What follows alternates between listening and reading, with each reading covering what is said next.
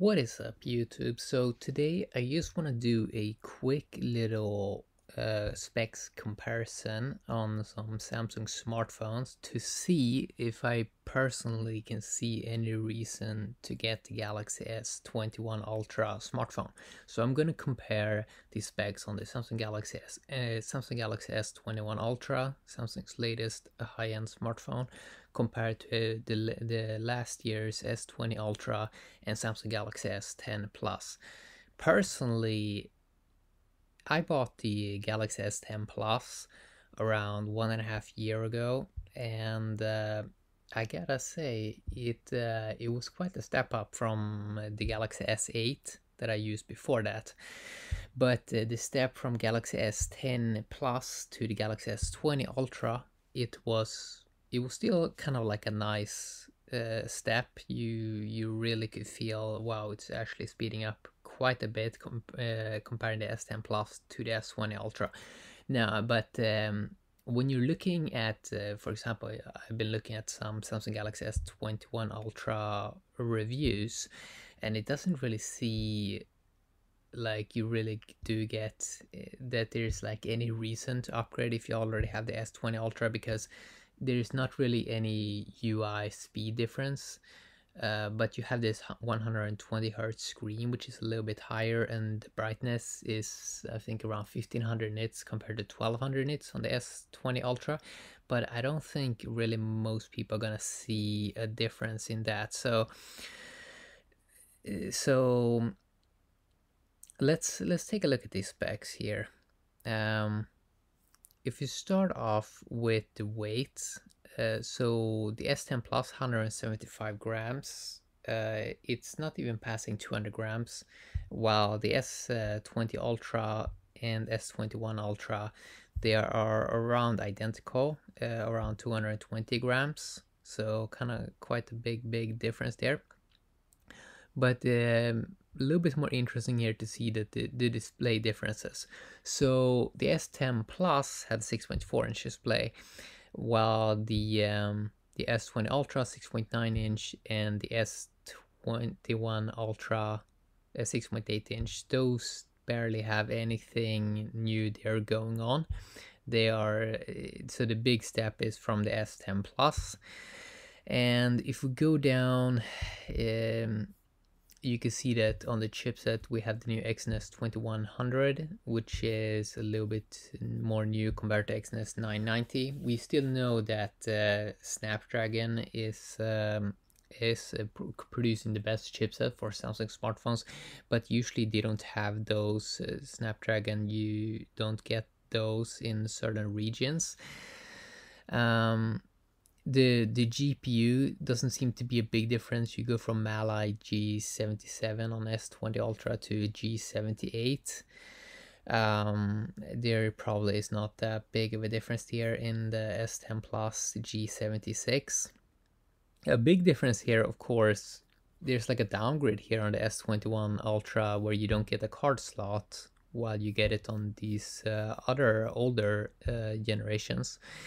You do get UFS 3.1 compared to UFS 3.0 on S20 Ultra, but I don't think most people are really going to care about that, because the major step is from S10 Plus UFS 2.1 to these 3.0 generations.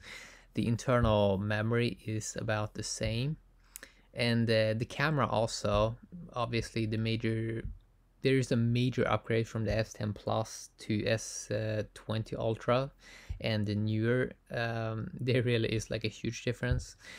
But the step from S20 Ultra to S21 Ultra, basically the same camera, but just a little better in autofocus, because I think they're using, can it be like laser autofocus or something like that, so it's like a little better. And also that you can do 8K.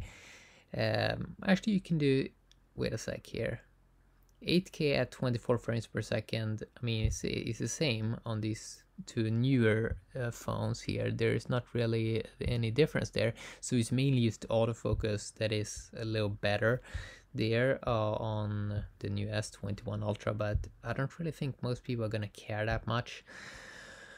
Selfie camera, same here on these newer devices. And I gotta say, man, the selfie camera also on the S10 Plus is probably one of the best one still. So that's kind of nice. But I mean, and still 5000 milliamp battery on these newer devices.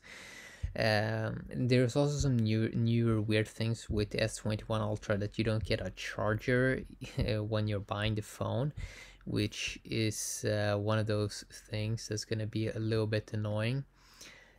I gotta see that the camera may be designed a little bit better, and the fingerprint sensor is a little bit better on the S21 Ultra, because it's a bigger sensor.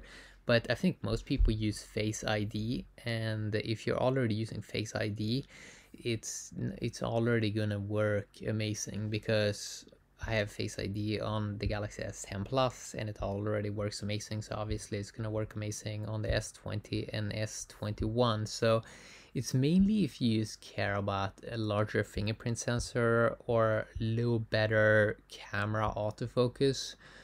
But besides that, and a little bit brighter display, there really doesn't seem to be any reason to upgrade if you already have the S20 Ultra to get the S21. And I've been seeing the Samsung on S22 one of the only new things may just be like that 8K will be at 60 frames per second. But how many people even use 4K right now? They're like 1080p is fine for most people, but yeah, I would say that if you can get the S10 Plus still, I would probably go for that one. I mean, but then again, I mean, in some regions the S21 Ultra is kind of cheaper. I think it's around $200 cheaper than some S20 Ultra variants. So it really depends on your situation, but I don't really see any reason to upgrade. Even if you have S10 Plus, you should probably just use that device until it doesn't work anymore, and then just get one of those newer devices. But yeah, no real reason to get this one at the moment, I would say. Have a great day, YouTube.